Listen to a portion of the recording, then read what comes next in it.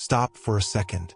Right now, in this moment, how many things do you think have the power to ruin your day?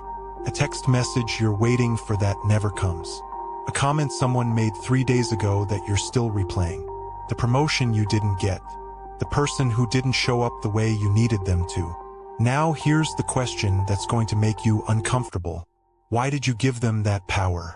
Not why did they hurt you, not why life is unfair, but why, out of everything you could focus on, did you hand over your entire emotional state to something you can't control? Most people will never ask themselves this. They'll spend decades pointing fingers at the world, waiting for circumstances to change, believing that peace comes when life finally stops being difficult. But there's a small group of people who cracked a different code. They walk through the same chaos, face the same betrayals, experience the same losses, and somehow remain completely unaffected. Not numb. Let me tell you what nobody wants to hear. You are not a victim of your circumstances. You are a prisoner of your own need for control. Every single time you react emotionally to something outside yourself, you're proving one thing. You believe that thing has power over you. Someone criticizes you, your chest tightens. Someone ignores you, your mood plummets. Plans fall through, you spiral into frustration. But here's what's actually happening beneath the surface. You're not reacting to them. You're reacting to the story you're telling yourself about what it means. If someone calls you incompetent and you feel rage, it's not their words causing pain. It's the terror that they might be confirming something you already fear about yourself. If someone ghosts you and you feel worthless, it's not their absence that's crushing you. It's your belief that external validation determines your value. Carl Jung spent his entire career trying to get people to understand this one truth. Everything that irritates us about others can lead us to an understanding of ourselves. Translation: the world isn't attacking you, it's exposing you. Every trigger is a breadcrumb leading back to an unresolved wound. Every overreaction is a red flag pointing to something you haven't integrated. Most people run from this realization because it destroys the comfortable narrative that life is happening to them. It's easier to blame your boss for your stress, your ex for your heartbreak, your parents for your insecurities. But the moment you accept that you are the common denominator in every emotional reaction you've ever had, that's when the real work begins. And that's when freedom becomes possible. Imagine you're standing in front of a mirror, and suddenly it shows you frowning. Would you yell at the mirror? Would you smash it? Would you spend hours analyzing why the mirror is so cruel to you? Of course not. You'd recognize it's just reflecting what's already there. But when life does the same thing, when people trigger emotions in you, you attack the reflection instead of examining yourself. Here's what this looks like in real life. You're in a meeting. Someone talks over you. Instant G. But why? Is it really about them interrupting you? Or is it about your deep-seated fear of being invisible, of not matching, of never being heard? The person didn't create that fear. They just held up a mirror to it. This is the game most people never realize they're playing. They think the goal is to control the mirrors, to surround themselves with people who reflect only positive things, to avoid situations that might trigger discomfort. But the awakened few understand something different. The goal is to clean the mirror on your side. Because once you resolve what's inside you, the outside world stops having power. Someone insults you, doesn't land. Someone rejects you, you're unmoved. Plans collapse, you adapt without attachment. Not because you've become cold, but because you've stopped identifying with the stories those events used to trigger.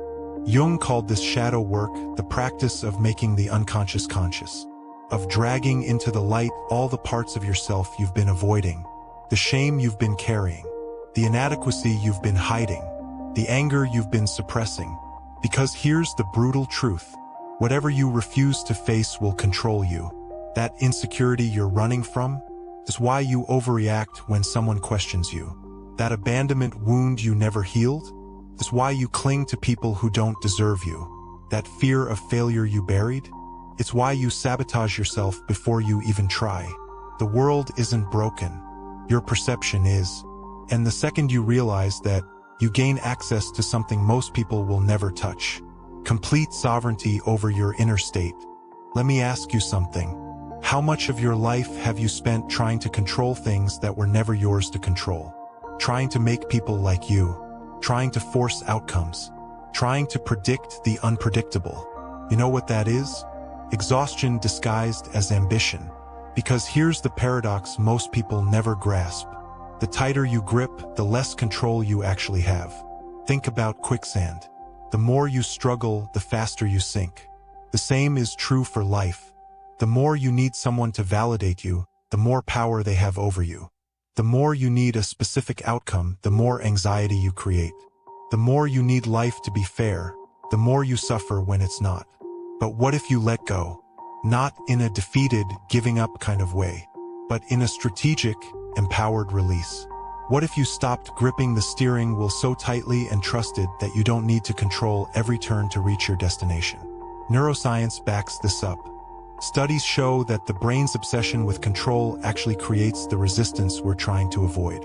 When you desperately chase love, you emit energy that repels it. When you're terrified of failure, you unconsciously create it. When you cling to certainty, you close yourself off to opportunities. This is why the people who seem lucky aren't actually lucky. They've just stopped resisting life. They've learned to dance with uncertainty instead of fighting it.